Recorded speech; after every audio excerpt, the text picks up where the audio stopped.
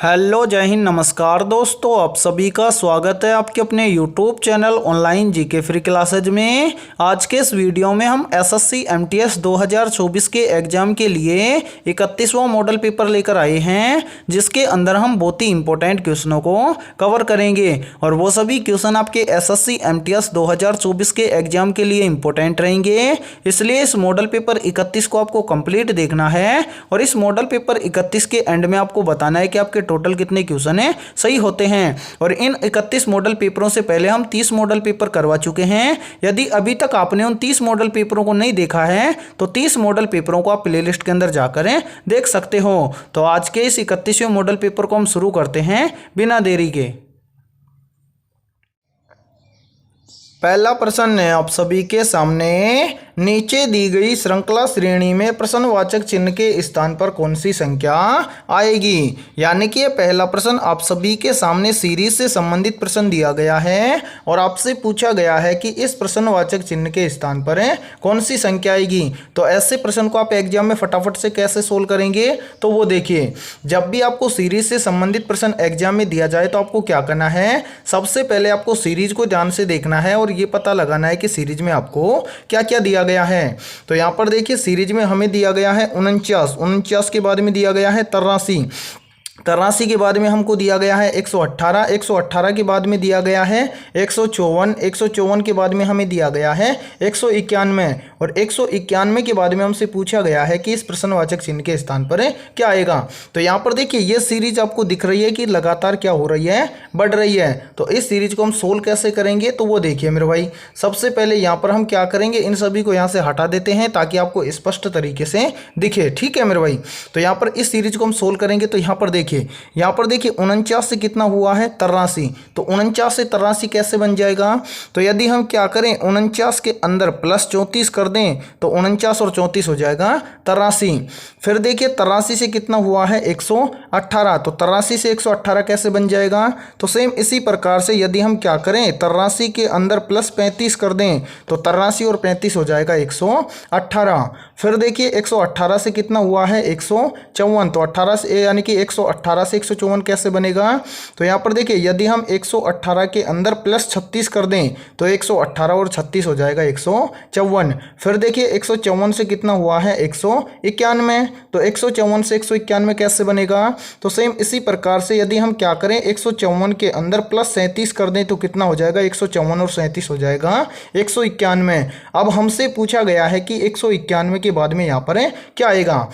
तो यहाँ पर देखिए मेरे भाई, सबसे पहले यहाँ पर जो नीचे संख्या आई है, इस संख्या को आप ध्यान से देखिए क्या हुआ है इस संख्या में। तो संख्या में देखिए 49 से 83 लाने के लिए क्या हुआ है प्लस 34, 83 से 118 लाने के लिए क्या हुआ है प्लस 35, 118 से 154 लाने के लिए क्या हुआ है प्लस 36। फिर देखिए 154 से 191 लाने के लिए क्या हुआ है 100, यानी कि क्या हुआ है 191 में प्लस 37। ठीक है, तो यानी कि संख्या क्या हो रही है कंटिन्यू। यहाँ पर देखिए प्लस 34 प्लस 35 प्लस 36 प्लस 37, तो आगे कितना हो जाएगा, तो आगे हो जाएगा प्लस 38। यानी कि 191 के अंदर हम क्या कर दें, प्लस 38 कर दें तो इस प्रश्न चिन्ह की वैल्यू निकल कर आ जाएगी। तो 191 में प्लस 38 कर देंगे तो यहाँ पर देखिए 1 और 8 कितना हो जाएगा 9। फिर देखिए 9 और 3 कितना हो जाएगा 12, 12 का 2 हासिल 1 और 1 ये है और 1 हासिल है, तो 2 यहाँ पर हो जाएगा कितना, यानी कि 191 और 38 मिलकर कितना हो जाएगा, तो ये हो जाएगा 229। यानी कि इस प्रश्न चिन्ह के स्थान पर आएगा 229। अब हमें देखना है कि 229 किसी ऑप्शन में है। तो हाँ सर, 229 हमें दिया गया है ऑप्शन डी में, तो ऑप्शन डी हो जाएगा पहले प्रश्न के अंदर करेक्ट आंसर। तो उम्मीद करता हूँ कि पहला प्रश्न आपको अच्छे से क्लियर हो गया होगा। तो चलिए फिर अगला प्रश्न देखते हैं। दूसरा प्रश्न है आप सभी के सामने, एक विशिष्ट कोड भाषा में LEAP को MFBO लिखा जाता है, तो JUMP को इसी कोड भाषा में क्या लिखा जाएगा। यानी कि दूसरा प्रश्न आप सभी के सामने कोडिंग डिकोडिंग से संबंधित प्रश्न दिया गया है और आपसे पूछा गया है कि JUMP को क्या लिखा जाएगा। तो ऐसे प्रश्न को आप एग्जाम में सोल्व कैसे करेंगे, तो वो देखिए, सबसे पहले तो यहाँ पर आपको देखना है कि यहाँ पर LEAP इसको क्या लिखा गया है, इसको लिखा गया है MFB ओ, ठीक है। तो सबसे पहले तो हम यहाँ पर देखेंगे कि LEAP इसको MFBO कैसे लिखा गया है। तो यहाँ पर देखिए मेरे भाई, इसको सोल्व कैसे करेंगे, तो वो देखिए सबसे पहले हम क्या करते हैं, इसमें इसको थोड़ा सा रब कर देते हैं यहाँ पर। अब देखिए ताकि आपको क्या हो जाएगा, स्पष्ट तरीके से पता चल जाएगा। तो यहाँ पर देखिए मेरे भाई, यहाँ पर क्या दिया गया है, LEAP, इससे क्या बना है, MFBO। तो यहाँ पर देखिए अल्फ़ाबेट लेटर दिया गया है और यहाँ पर भी अल्फ़ाबेट लेटर दिया गया है। यदि आपको अल्फ़ाबेट लेटर के अंदर नहीं समझ में आए तो आपको क्या कर लेना है, यहाँ पर कर लेना है आपको नंबरिंग। जैसे यहाँ पर देखिए क्या है, L है, L कितने नंबर पर आता है, तो सर L आता है 12 नंबर पर है। फिर क्या है, E कितने नंबर पर आता है, E आता है 5 नंबर पर है। फिर क्या है, A आता है अल्फ़ाबेट लेटर के अंदर 1 नंबर पर है। फिर क्या है, P कितने नंबर पर आता है, P आता है 16 नंबर पर है। सेम इसी प्रकार से यहाँ पर नंबरिंग कर लेंगे। यानी कि यहाँ पर क्या है, M है, M कितने नंबर पर आता है, M आता है 13 नंबर पर है। फिर क्या है, F है, F कितने नंबर पर आता है, F आता है 6 नंबर पर है। फिर क्या है, B है, B कितने नंबर पर आता है, तो सर B आता है कितने नंबर पर मेरे भाई, B आता है 2 नंबर पर, तो यहाँ पर हम लिख देंगे 2। फिर क्या है, O कितने नंबर पर आता है, तो O आता है 15 नंबर पर। इतना करने के बाद में आपको क्या करना है वो देखिए। सबसे पहले यहाँ पर देखिए, यहाँ पर 12 से कितना हुआ है, 13। तो 12 से 13 कैसे हो जाएगा, तो यहाँ पर देखिए यदि हम 12 के अंदर +1 कर दें तो कितना हो जाएगा, 13। यानी कि L के अंदर +1 करके लिखा गया है M, ठीक है। फिर देखिए 5 से कितना लिखा गया है, 6। तो 5 से 6 कैसे हो जाएगा, तो यहाँ पर भी सेम इसी प्रकार से यदि 5 के अंदर +1 कर दिया जाए तो कितना हो जाएगा, 6। यानी कि E से F कैसे लिखा गया है, E के अंदर +1 करके लिखा गया है F, ठीक है। फिर देखिए 1 से कितना हुआ है, 2।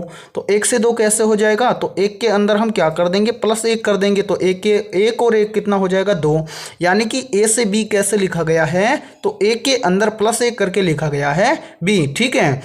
फिर देखिए आगे लिखा गया है क्या, 16 से 15। तो 16 से 15 कैसे लिखा जाएगा, तो यदि हम क्या करें, 16 में से -1 कर दें, तो 16 में से 1 को कम कर देंगे तो कितना हो जाएगा, 15। यानी कि P से O कैसे लिखा गया है, तो P से यानी कि P में से 1 को कम करके लिखा गया है O। यानी कि 3 लेटर में तो क्या किया गया है, +1 किया गया है, और जो लास्ट का लेटर है उसमें क्या किया गया है, -1 किया गया है। तो अब हमसे पूछा क्या गया है वो देखिए। सबसे पहले इनको यहाँ से देखिए मेरे भाई, यहाँ पर लिख लेते हैं। यहाँ पर देखिए बोला गया है यहाँ पर कि JUMP को क्या लिखा जाएगा। तो सबसे पहले हम क्या करेंगे, इन सभी का यहाँ पर नंबरिंग कर लेंगे। जैसे देखिए J आता है कितने नंबर पर, 10 नंबर पर। फिर क्या है, U कितने नंबर पर आता है, तो U आता है 21 नंबर पर।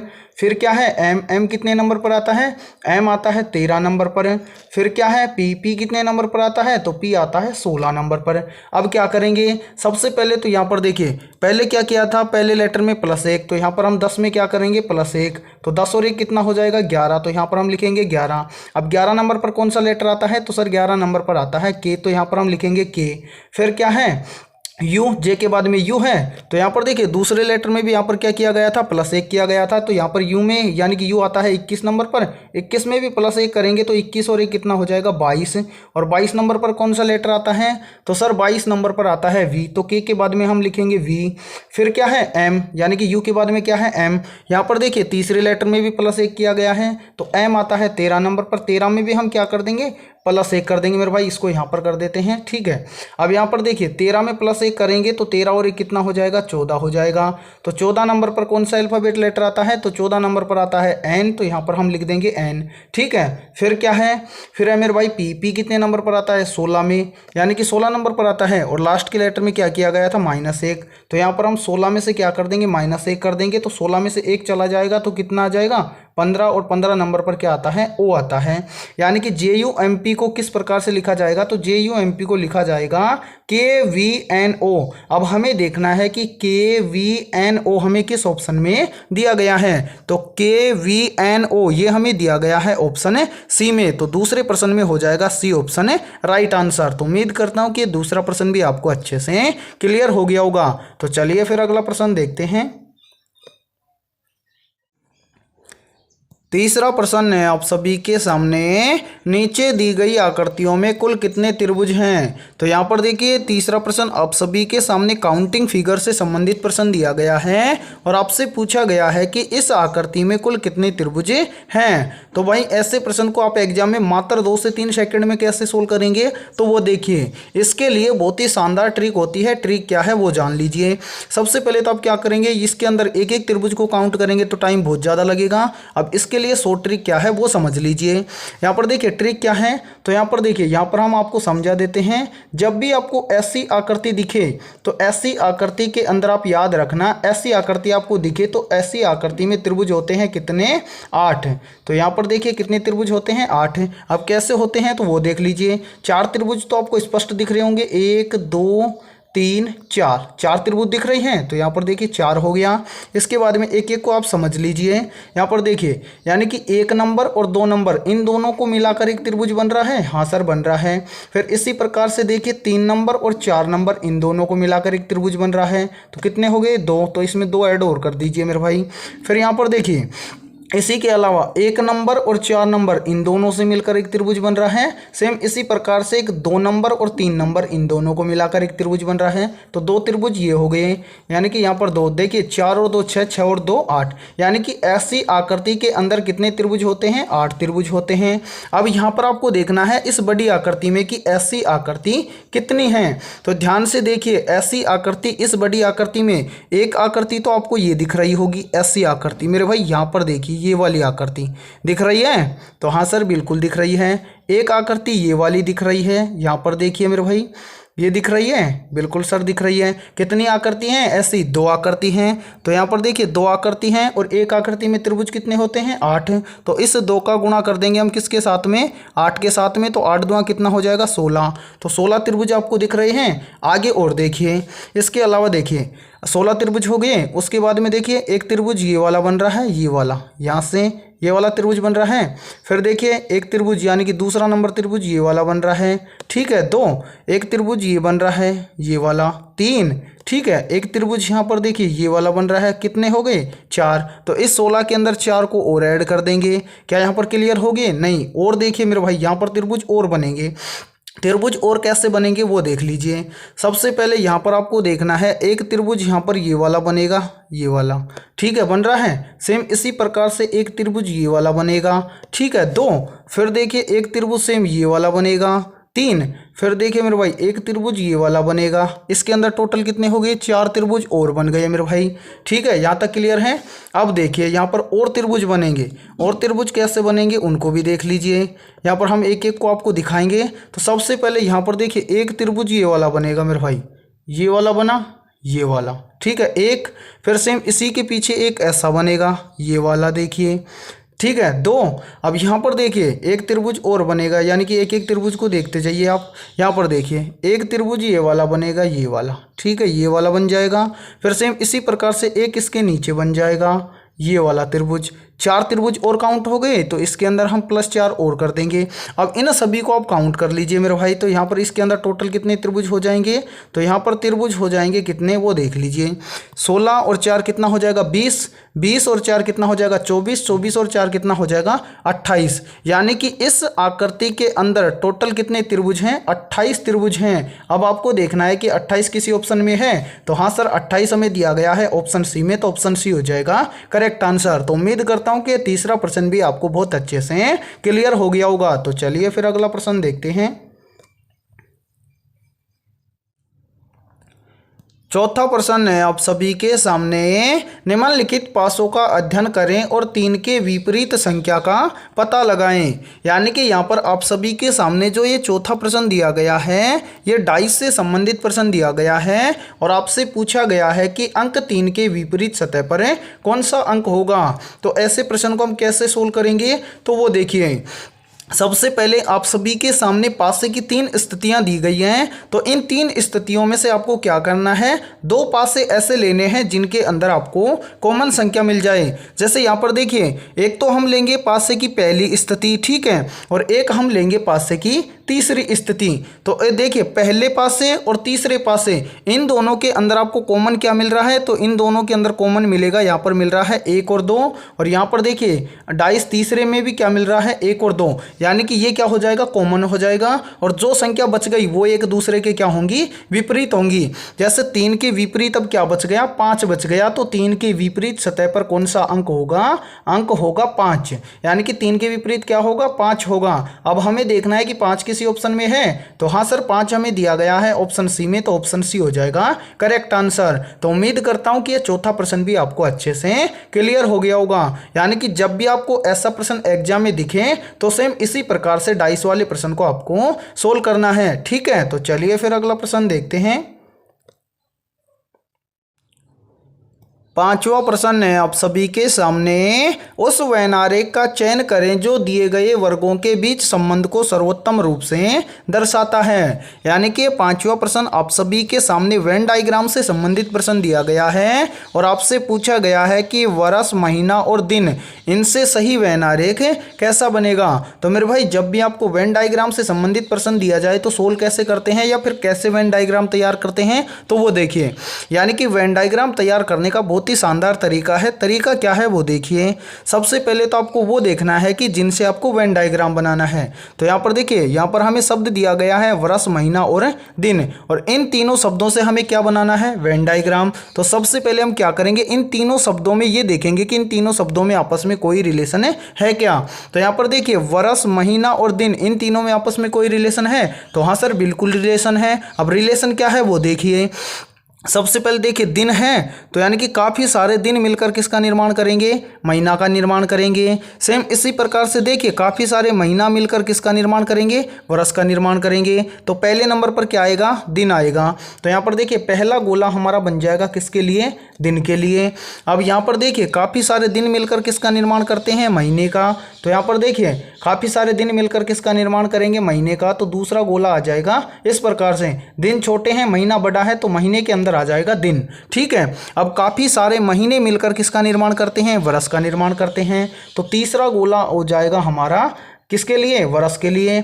अब यहाँ पर देखिए वर्ष से छोटा है क्या, महीना, तो महीना आ जाएगा वर्ष के अंदर। यानी कि आपका दिन महीना और वर्ष इसके लिए सही वैनारेख बनेगा इस प्रकार का।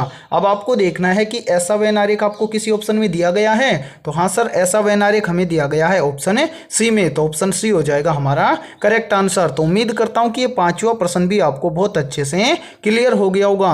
और देखिए यदि ये वीडियो आपको पसंद आ रही है तो जल्दी से एक बार इस वीडियो को लाइक कर दीजिए, और चैनल पर यदि आप पहली बार जुड़े हैं तो चैनल को कर लीजिए सब्सक्राइब और बेल आइकन को प्रेस करना, ताकि ऐसे ही वीडियो का नोटिफिकेशन आपको सबसे पहले देखने को मिले। तो चलिए फिर अगला प्रश्न देखते हैं। छठा प्रश्न है आप सभी के सामने, एक ही पासे की अलग अलग 3 स्थितियां दर्शाई गई हैं। 4 दर्शाने वाले फलक के विपरीत फलक पर आने वाली संख्या को ज्ञात कीजिए। यानी कि छठा प्रश्न आप सभी के सामने डाइस से संबंधित प्रश्न दिया गया है और आपसे पूछा गया है कि अंक 4 के विपरीत सतह पर कौन सा अंक होगा।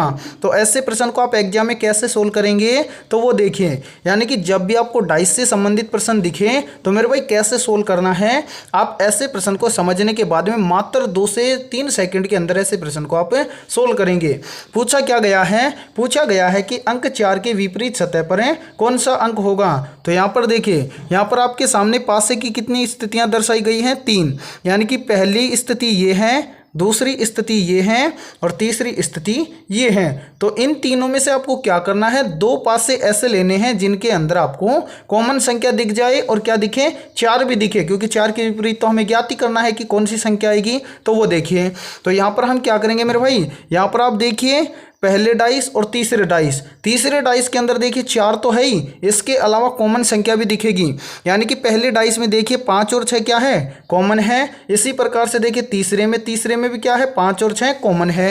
यानी कि पहले और तीसरे डाइस के अंदर 5 और 6 संख्या है, ये क्या है, समान संख्या है, यानी कि क्या है, यानी कि क्या है, कॉमन संख्या है। अब जो संख्या बच गई वो एक दूसरे के क्या है, विपरीत है। यानी कि पहले डाइस में तो बच गया 3 और तीसरे डाइस में बच गया 4। जो संख्या बच गई वही एक दूसरे की क्या होंगे, विपरीत होंगे।